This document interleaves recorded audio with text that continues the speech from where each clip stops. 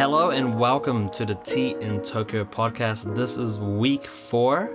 My name is Somya. And I am Ellie.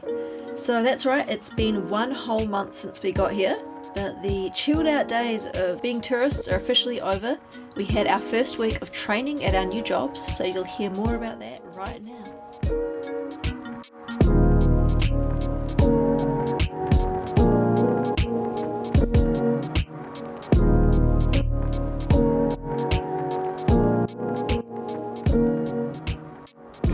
Started with training this week, so we had the Monday off, and then on Tuesday we had to catch a couple of trains into Shinjuku. Yeah, that's right, Shinjuku. So obviously we're veterans of taking the train now here in Tokyo, and we thought we knew everything about it. We thought that the stories of the trains being super busy and people kind of being pushed against the walls and you know the conductors having to push people into the trains was an over-exaggeration. Turns out it isn't. Yeah, so when we've caught a busy train before this week, it's been at the end of the day, it's been pretty busy, but we've been able to function. This week we arrived at the train station on the Tuesday morning to go to our training. We left early, luckily. You couldn't even swipe in the gate. There were so many people. Yeah, you literally could not get into the train station. We didn't even know whether our train was there or not, or what was happening on the platform because we couldn't even see it. Yeah, that was crazy. I've never experienced anything like that before. There was so many people. So our train station is a Mori station. There's 2 platforms it has. The one train goes to it in both directions, so it's not a busy one. But my goodness. Yeah, I think it was the fact that it's a small train station that made it that busy. Yeah. There are so many trains coming in because the trains, they come every 2 minutes. So when you miss one train in the mornings during the weekdays, you can already see the next train coming. Yeah. So there were so many people coming off on the platform that we didn't have any room to get on the platform. It was crazy. We were waiting there for 30 minutes. One thing we noticed actually that we heard about before was that they give out late passes, because the trains are so rarely late that not necessarily rare. I think it's kind of semi-common, but it's one of those things where they know that people rely on the trains being on time. So they give you a train delay certificate, which is like a chai-in shomei. Yeah, that's right. That's what it's called. They just hand it out, so you don't have to. You don't have to go somewhere specific to find one of these. They literally just hand it out where you swipe your card. We didn't grab one because we thought, we can grab one at Shinjuku, at the train station that we get off at for work. But of course, it turns out that doesn't make any sense because when you arrive in Shinjuku, you're not late at that point, Yeah, so it was Mori station was the one that was busy. Yeah. So when we got off, we transferred at Shinagawa. When we got off at Shinagawa wasn't busy, so they didn't have the delay certificates getting handed out. Yeah, because it's not the trains weren't delayed or anything. It was just that the platform itself was so busy. Yeah. So anyway, that was crazy. And as advice, make sure if you need the delay certificate, get it as soon as you see them handing it out. Don't wait for a later platform because the platform you get off at might not be busy. Yeah, for sure.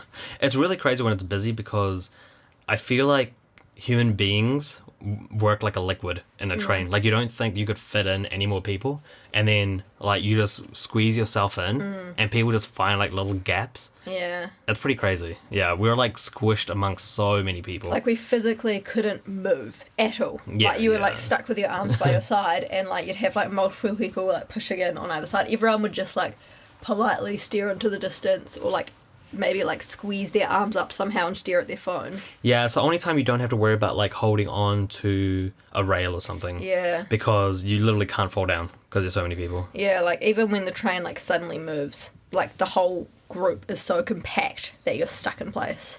Yeah. So that was a fun experience though. I'm glad we got that.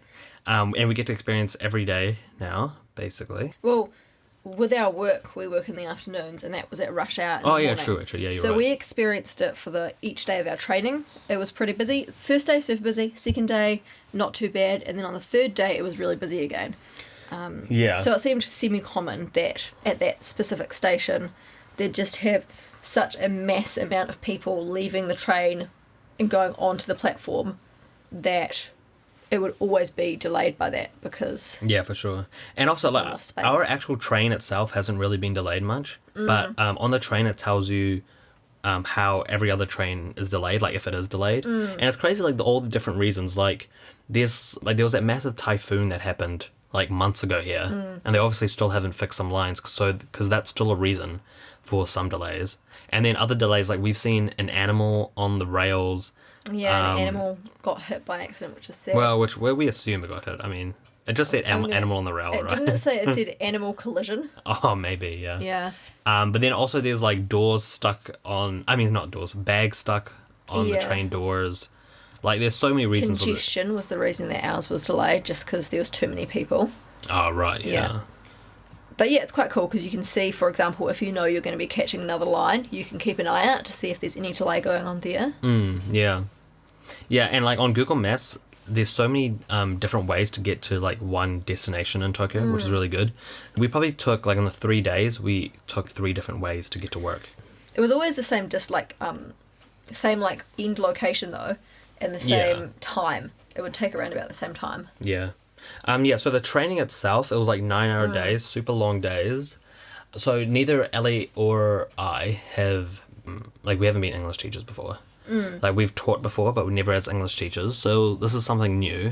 Yeah, we've both taught classes at university, but we haven't taught one-on-one as well. Before coming to Japan, I remember reading about teaching Japan and teaching English in Japan. And, like, for the amount of money you get paid, everyone said it was the easiest job, like, in the world. Because we get paid pretty well. Like, we get paid, like, $22 an hour or something. Like, New Zealand dollars. 22 so New we get Zealand paid dollars, 1,500 yen for a 40-minute class in our which jobs. is, like, you know, that's pretty good money for the type of work that we're doing. For, like, especially if you were coming into this job straight out of a bachelor's degree, that would be a pretty good pay rate. Like, obviously we both have masters, so it might be a bit lower than what we could be getting, but for this job, it's pretty good. Yeah, for sure. But I think just from the training, so far it doesn't seem that easy. Yeah. Obviously we haven't even started working yet. Like, we haven't had one client yet. We've both got that coming up this afternoon. We put in our literally schedules in and we're a getting couple of booked hours. In a couple of hours, yeah. Yeah, so by the time you listen to this podcast, we would have already had a couple of classes. Yeah. We'll let you know on Twitter how well that goes. Yeah. I mean, just to clarify for anyone who hasn't maybe listened before, we're working at... Now, again, I might be pronouncing it wrong. It's like an Ikawa. So Ikawa, this is one-on-one classes with adults, generally in the afternoons and weekends. Yeah, so we don't have to work with kids and stuff. It's just adults. And, yeah, that kind of brings its own problems, though. Like, on the one hand, it's kind of easier having to talk with adults. But on the other hand, they're going to have a lot more difficult questions to ask. Yeah, right? depending on, like, how good... Like, if they've got quite a high level of English already, you know, they're adults, so they're confident enough to ask you the hard questions. So, hopefully, like, we are able to answer their hard questions. I think we'll be fine. Yeah. I think with our training, it's going to be one of those things where it seems semi-difficult now, but... the longer we do it, like, the more experience we gather, the easier it will get, because you'll just get familiar with it. Yeah, for sure. And also, so in the training, one of the ways that we did the training was we obviously did a lot of practices, and you do practices with other people that are training with you.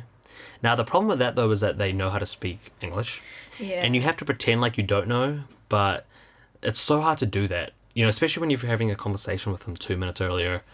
So you kind of fall back into these habits of just talking like you would to any other English speaker. And also, like, on the opposite side, depending on who you got partnered with. So, like, you were partnered with someone for practice, but then you were also tested based on, like, a role play you did with a partner. And I personally found that kind of frustrating because, like, e.g., one of my partners was, like, really nice, and she was also a really good teacher. Like, I could tell when I did my role plays with her, with me as the student.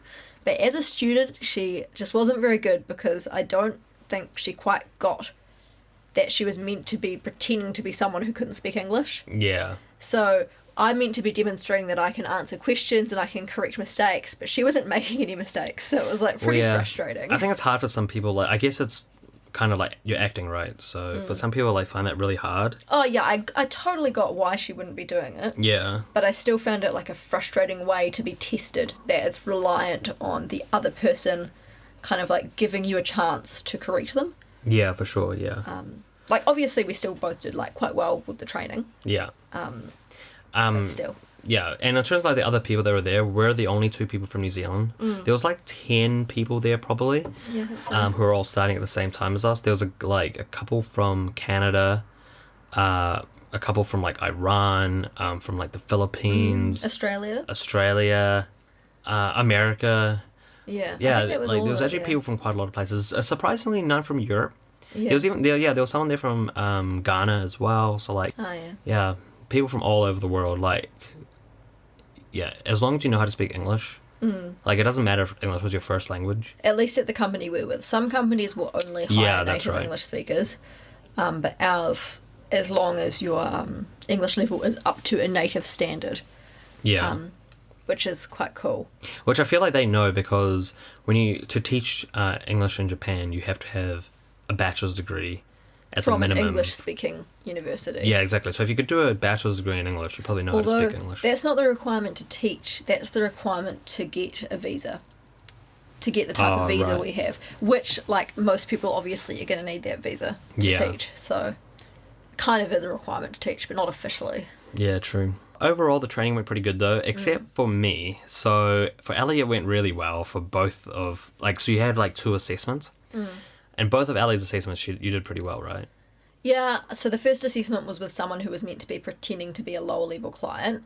And even though I was getting kind of By frustrated... level, we mean like level so of English speaking. Yeah. So someone who could barely speak English. Yeah. And so I thought I did bad because my partner was not giving me anything. But I think, like, the markers also recognise that, the people marking you, they know that you can only do, like, work with what you're given. Yeah. So my first one went well. My second one was with someone who was meant to have a higher level of English. And I didn't think it went as well, but it still went good. Like, it did still go very well. Yeah. For me, my second one went really well. So that was with the higher English one.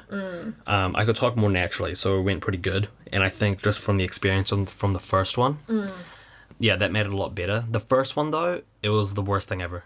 I had basically... I could have had a brain aneurysm, I think. Like, because my brain was not working at all.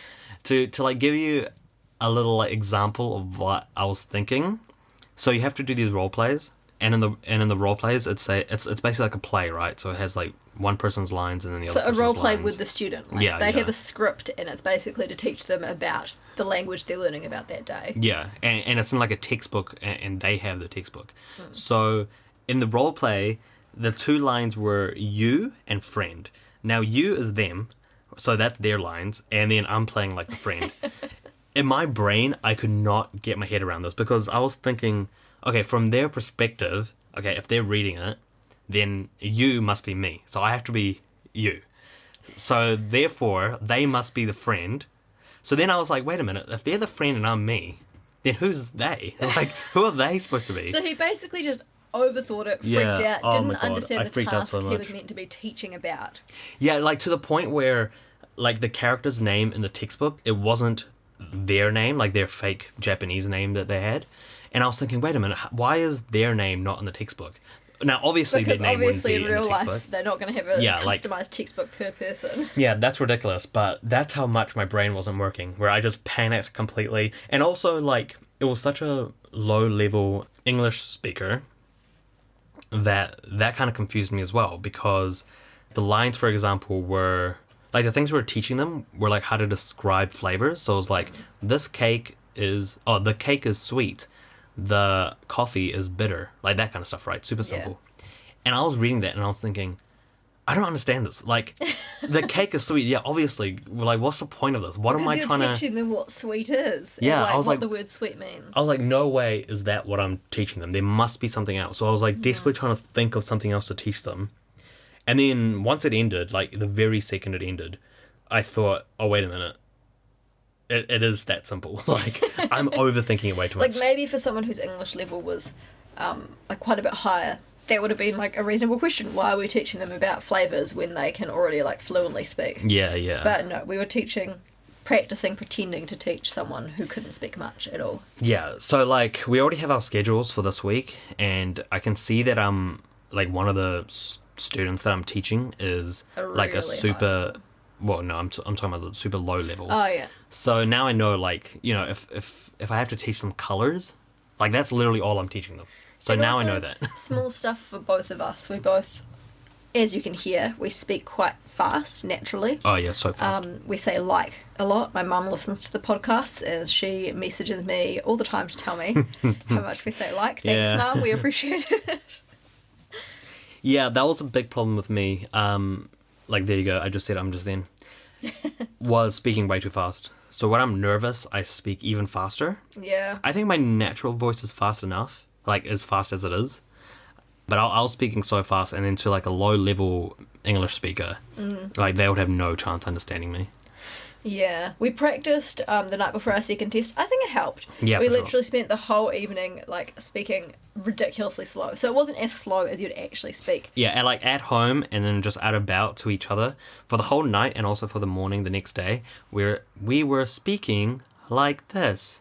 Yeah. Because we would say, "How are you, Somya, today?" yeah, this was actually a really good way to learn how to speak slowly. Yeah. So basically, it like showed us. We needed that. It just it almost like showed us, well, not showed us, but it sort of like helped us recognize the speed of our own speech. Like it meant when we went back to normal speaking, we were more conscious of the speed. Yeah, for sure. We're like, oh shit, no wonder.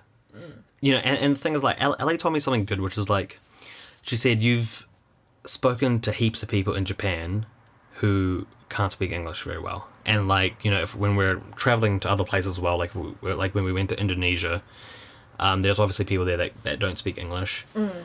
And I never speak fast to them. You know, I speak at a good pace so that they can understand it. And then in that training, I was speaking super fast. And I think it really has to do with the fact that our partners, you know, they were... Yeah, like you Yeah, were they weren't aware actually that Japanese, they could yeah. understand. Because yesterday we went to... So that training that we did last week was at like a main kind of studio thing. And then yesterday we went to our specific studios. So yesterday was actually the first time since we've been in Japan that Ellie and I have not been traveling together. So which scary. Yeah, honestly. Like, I had to say bye to her at the train station, then we went our own ways. And we were both so nervous as well for our first days. Yeah, yeah. But yesterday it was just like it was like a 3-hour, mine actually went a bit longer, 4-hour thing, like getting shown around the actual like place that we're going to be working. My person who was meant to be showing me around, like basically my manager, was actually not there that day. She was doing training, so I had someone else showing me around. So like he didn't actually know where everything was. He was from a different place. He like came in to help, like he was a manager of another place. Yeah. So mine was kind of like, not pointless, obviously, but I'm going to have to go early today. Yeah, to ask yesterday her was to a show bit me redundant around. for you. Like, we still did, so basically we did another fake lesson with one of the Japanese staff members there.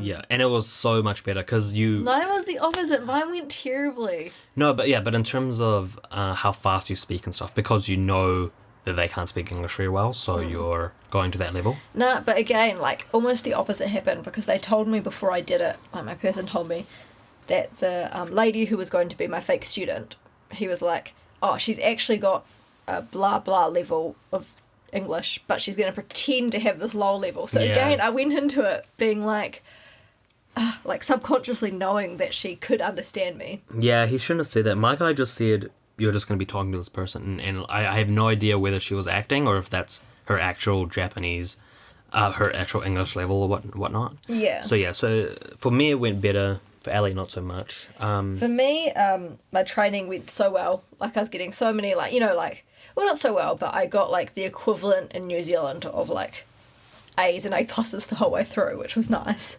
Well, even for this, you got that, whereas I basically barely passed. But in Japan, so in New Zealand, a pass is a 50%. In Japan, it's 70%. Well, no, that's just for this, though. Yeah, That's for not this an thing. actual thing. Yeah. But still, regardless, so my training went really well, and then in this afterwards, they had so much to say to me about it. He was like the person, my manager person who was talking me through, I think just like the type of person that he is, which I got the impression anyways, was that he is maybe like a bit of a harsher teacher, which some people would value, whereas my personal learning style and the way I also teach is a little bit fluffier, you know, like I'm a bit nicer, I like to give lots of compliments, I believe, and this is based on like how education actually works, I believe that like reward works way better than punishment. Like in terms of like if you give a nice word versus a bad word, it's going to be like complimenting the stuff that went well is more valuable for your learning than, you know, really digging into the stuff that went badly. Yeah, I think so too. Although, so for some of the English learners, they told us that they actually like you being super strict. They don't want any of that, like, which fluffy is where bull I'm crap. going to go wrong because I'm too nice. But yeah, the training week went really well. And also, so the building that we were training in was, like, super tall. Like, we were on the 22nd floor. 23rd. 23rd, yeah. And sometimes, like, I completely forgot that until I looked out the window and I was like, oh, holy shit. And yeah, on Friday, on the last day, we actually got a nice view of Mount Fuji. So that was our first view of Mount Fuji. It's like nicely snow-peaked, and yeah, it was massive.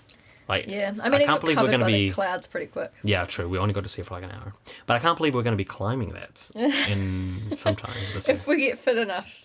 I mean, yes. Ellie doesn't want to climb it, but I really want to climb it. I want to climb it, but realistically, I don't know about my fitness levels.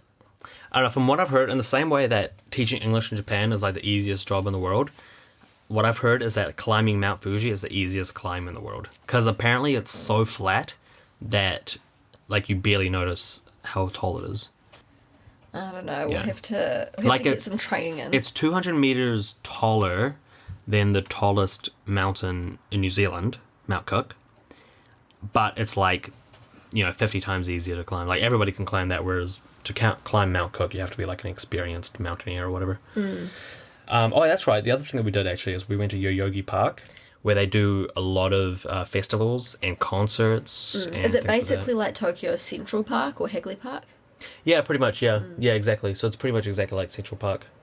And Tokyo actually has a couple of parks like that. But I think the other ones, like for example, there's one in Shinjuku, the Shinjuku Gardens or something, which is also, I think, very similar to Central Park. But the difference, I think, is it's more of like a nice garden, like a place to hang out kind of thing. Whereas Yoyogi Park is just a big ass field where, they can trees. Yeah, where they can hold events and things like that. But yeah, like it's a place where big events are held. It's like quite a well-known park, which is why we wanted to go there. We wanted to experience that. We wanted to tick it off the list. Yeah, and this time we were going specifically for the Earth Garden Festival, which happens on the weekend. But that didn't end up happening. So, well, like what happened is we were getting on the Saturday, but after a week of training, it was just super like mentally draining. So we spent the day on Saturday just like chilling out, relaxing. Sonia played PlayStation, I read a book. And then on Sunday we left kind of like after lunchtime, like at like 3 p.m. Yeah. It was a little bit late, but also the other issue is that we went to the wrong station. Like you would think that Yoyogi Park is next to Yoyogi Station. It is not. All right, do not fall for this. Yoyogi Park is next to Harajuku Station. Yeah. So we went to Yoyogi Station. We walked the wrong direction for a while because we've like for the last week we haven't had any internet. So that's the other thing is the last week. Both of us ran out on internet on our phones and at home. Yeah, it's been a tough week for that. But yeah, so talk to each other. Yeah. So we were walking the wrong way for ages, and then we finally we managed to go to a Starbucks, get internet. We found the right way to go. And then, it turns out it was ages away. But yeah, but the actual... ages. We just had to walk through... So that temple we mentioned the other week, we walked through Meiji Jingu Temple. And then on the other side of that is Yoyogi Park. Yeah. It's funny because we had pretty much given up. Like, we went to Harajuku and we were like, okay, screw this. We're never going to find this park. Yeah. Let's walk a random direction that we haven't walked before. And we'll explore the city a bit more. We walked for like 2 minutes in like a random direction, and then we were like, wait a minute, that's a big ass park. What the hell is that? Turns out it was that park. It was pretty cool. There was like a dance off thing going on at the entrance between these people. They were like dressed in like leather, and they had like those big like pompadour like hair out. They look front. like they should be in Greece, right? Yeah. And they were dancing to like intensely Western music. Yeah, it was kind of cool. And the actual park itself, like, it's winter right now, so everything is dead in that park. Yeah, it looks pretty cool though. It looks very like, almost like gothic, when the trees are all bare and... Yeah. There's lots of crows, which adds to that sort of like aesthetic. Yeah, true. We found a big area in the middle where we think the festival might have been, because there was lots of kids. There was like people blowing bubbles, like people flying kites. It seemed so fun, but like that was like the aftermath of the fun. So yeah. like the park will look really cool. We should go again in spring in like a couple of months, or like in 1 month. Yeah. To see like the cherry blossoms there. I reckon they'll look really nice. For sure. Yeah. I mean, it was still good. It's still like, it's nice to kind of like tick all these things off the list, like go to all the places that you want to go, because I think the issue we're going to face now that our sort of touristy chilling time is over and we're actually working in Japan is having the energy to continue to be tourists. Yeah, for sure. Yeah. Which we failed at. We lived in Auckland, in New Zealand, for 2 years, and we were pretty like, we didn't do much touristy stuff. We were always tired after work and would go home. So this time we're determined to make sure we have the energy to go out and do stuff while we're in a new city. And our work schedule is like we start work in the late afternoon, so like at 3 p.m. at the For earliest. mine, I kind of start thing. at 6 p.m. Yeah, and then we finish at night. So we need to get in the habit of doing stuff in the morning. You know. Not that we have today, but today we were preparing for our first classes. We haven't, yeah, because we're a little bit scared about the first class. We'll see. Yeah. We'll see how it goes. We're going to go like an hour and a half early, which you totally don't need to do, but we're going to do it just so we can prepare properly. Well, I think the main thing for me preparing with is we're still not familiar with the textbook they use, obviously, because we haven't used it before. Yeah. So I want to go super early and make sure I really solidly understand what I'm actually teaching them. Because, you know, you want to give your students the best. You don't want to go into it and be like you in your first practice and not actually know what's going on. Yeah, right. Yeah, that's definitely not going to happen for me now. But yeah, it was an intensive first week of not even working, of just training.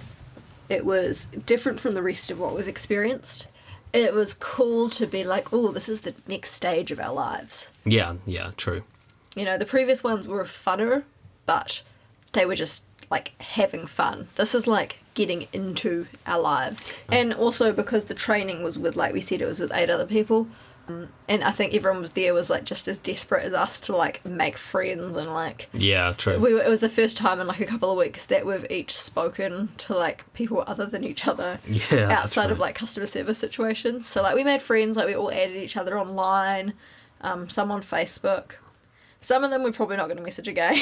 Yeah. But like Line is a thing to get in Japan, by the way. Yeah, Definitely. for sure. You have to get Line when you're here.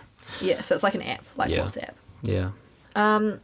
So not as fun as the other ones we've done, this one. It's a bit more serious, this podcast. But hopefully a little bit informative about, you know, what it's actually like to be working in Japan as opposed to just travelling. Yeah, for sure. All right, guys. Well, thank you for listening to week 4 of the TN Tokyo podcast. Make sure you like and subscribe wherever you get your podcasts. Mm-hmm. Remember, we're available on Spotify, Apple, Google, and all the rest. And also feel free to follow us on our social media, Twitter and Facebook. Our handle is T, spelt T-E-A, in Tokyo. And then on Instagram, it's T_in_Tokyo. So you can follow along with our adventures in between the podcasts. Yeah. All right. Well, that's it, guys. See you later. Bye. Bye.